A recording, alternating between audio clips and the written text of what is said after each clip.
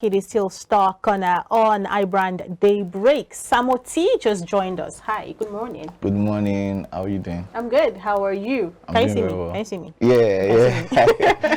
Yeah. All right. You are a lot of things put together. Before we get to how you're able to navigate all that, let's meet you for who you are. Okay. My name is Samoti. It's an acronym of my names. Okay. That's Babatokpe Samotolokpe. So it's easier to call me Samoti. So yeah, just stuck to that. I'm a music producer. I'm a content creator and also a digital marketer. So Now yes. that one I did ring bell. Digital marketer. So these days, under the entire umbrella of marketers, so you now have social media marketers, digital marketers, then the Obetemi marketers, and all that. Yeah. So what makes you a digital marketer? Okay, so the idea of digital marketing basically is taking traditional marketing and putting it into the digital platform. So basically what people do in the buses, in the markets and all of that is still what we do, but then we do it with digital tools. You know, the world is becoming a digital market. And you know, there are different tools that are coming up every day. Of course. So we as digital marketers, we try to like get a verse of these tools, how to use it to make sales basically, and you know, achieve the goals of the client. So yeah, so basically that's it about digital marketing. All right, you are also a music producer, Yes. and for all the questions I'd like to ask you about being a music producer and aligning it with your also being a digital marketer. I know that there's a togetherness to it. Yeah. The Yoruba boy inside you have shook your head together. You're cashing out. But that will be after we come back from this quick break. Stay with us. We'll return.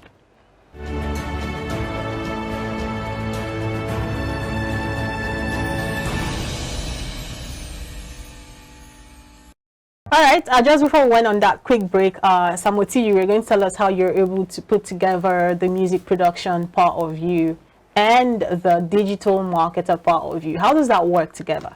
Okay, so the good thing is, I initially started out as a music producer first, and that was my first love, you know, while I was in school. And but apparently along the line, Are you guys still dating? they're still very much in love. Okay, I see. Yeah, so, but you know, if evolution occurs and you tend to see new aspects of you that you didn't know, you know, was there before.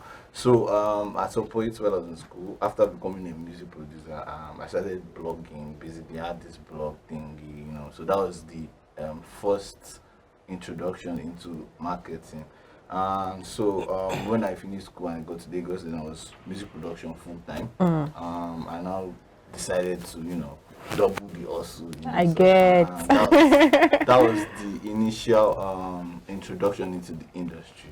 Yeah, but then talking about how both of them sync, you know, whenever you're doing music, you need to. There's marketing. Marketing is a very big. A key part, music, actually. you know, Yeah. So, and that was like a motivation for me to like understand how I can push my craft, you know, to new audience, to a larger audience. So, and I think I was lucky enough to start this digital marketing thing early enough.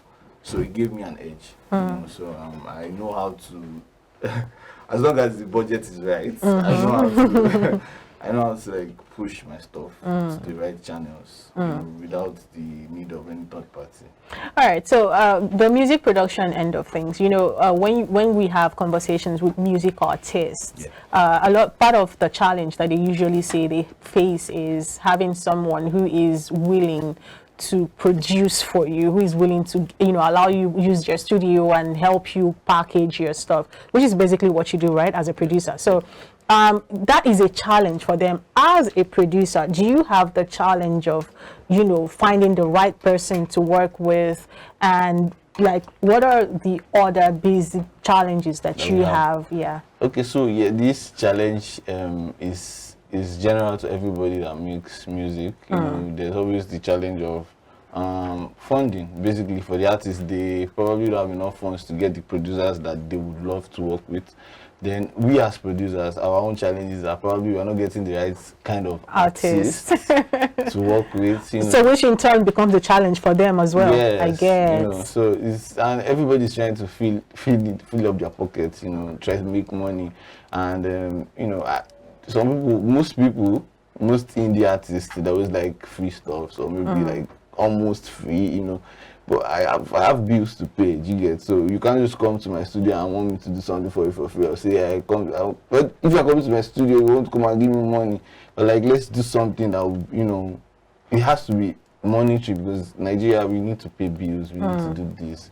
So I think that is the major challenge. That's why I said budget is very, very, in this music industry, budget is very, very much needed. Like that's why the big labels, they always like, putting millions and millions, because money keeps the music industry like rolling. You know, everybody needs to be paid for all of their activities and services. So I think first of all, settle your finances as an artist, then you can pursue your music dream.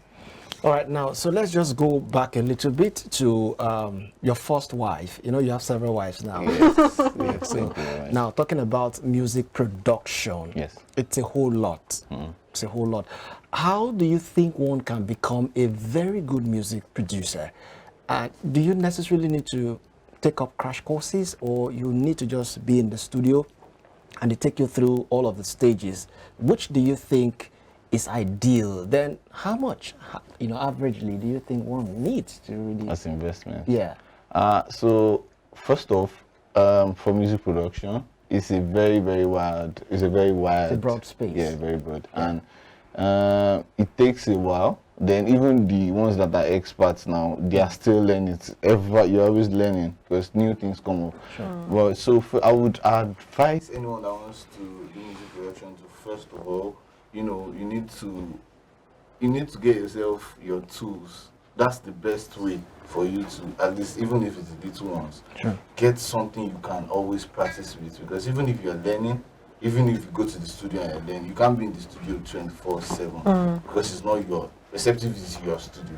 You know, so you need your own personal space where you can practice. Because at the end of the day, even if you take crash courses, even if you watch videos on YouTube and all of that, or you even have your mentor that is following you up on that, you know, you need to be able to implement all of these things you're learning. That's the way you get better. So when you are well versed, when you are confident enough, that's where you now start. And another thing that can help, you need someone like a friend. If you have a friend that sings, if you have they are singing something in your church, you know, all of that, just get your hands dirty, you know, in the right. Sure. So, like, try to get something doing. All right. Now, talking about music production, I just want to stay a little bit on that. Now, the music industry largely, you know, celebrates good songs with its beats. All right. Now, as a music producer, how are you able to tell or determine, you know, what beats can really go for a song, or what beats can really sell a song? Okay, so I think it's in two parts. Okay. Back in the days, we used to have most people like sing their songs for the producers. Then you sing it live. Yeah, they sing. Like banging was a big deal then. Like people come and I have this song, let me sing it for you. So producer listens. Basically, that's how it's supposed to be. But like producer listens to what you have, then brings what he can. The both of you come together to make magic. You know, but this is 2023. Millennials just want to play me the beats, make a vibe. You get, so there's now pressure on the producers to be able to have to deliver sounds that this artist will probably like, or say, let me say, sounds that are happening, like, you know, right now, you know, Amapiano is a thing, so anybody most likely not to hear you do Amapiano. Okay. So that's it. It's 2 ways. So quickly, because we're rounding off, more like you know, taking up from where my colleague left off with that question he asked you. So in the last 5 years, we've had like almost 10 trending sounds. In fact, 5 years, that's fair, but give it like 10. We had the Yahooze, we had the Azonto, we had the Etigi, and a lot of them are now, Amapiano is like on everybody's head. How are you as a producer able to, you know, keep up and know how to achieve and arrive at the sound that is in the heat of the moment? I want to switch from what you have now to another one. It must be a lot of pressure, you know. Tell us about it. So 2 things I would say. First of all, you need to like get accustomed to the industry. Try to listen to what's popping, what's happening. You know, you don't want to be left out, and that's very important so that you'll be relevant, consistently be relevant. Then secondly, which is another part I'm really big on, you have to stay true to your sound. Yeah. You know, everybody is not going to be the best Amapiano guy. True. Myself, I believe I'm my safe spot is Afro music, Afro bass, you know. So you know, you have to stay true to your sound. If I listen to Mastercraft, you know, I would know it's Mastercraft. If I listen to, you know, Don Jazzy, there's just a way they do their music that's it's like a signature. Yeah, so you have to keep that too. As much as you're trying to diversify and do what is trending, you have to keep your originality to yourself. All right, Samoti, before I let you go, what should your followers, your fans be expecting? Are you working on any new projects? Are you working on any collaborations that we should be looking out for? Yes, I'm working on a couple of projects now. There are some artists I'm working with, and I'm also working on my personal project. So it's going to be out by next year. I'm feeling the so watch out for on the journey. Watch out for EPs, projects, different things coming from myself and all the people in my.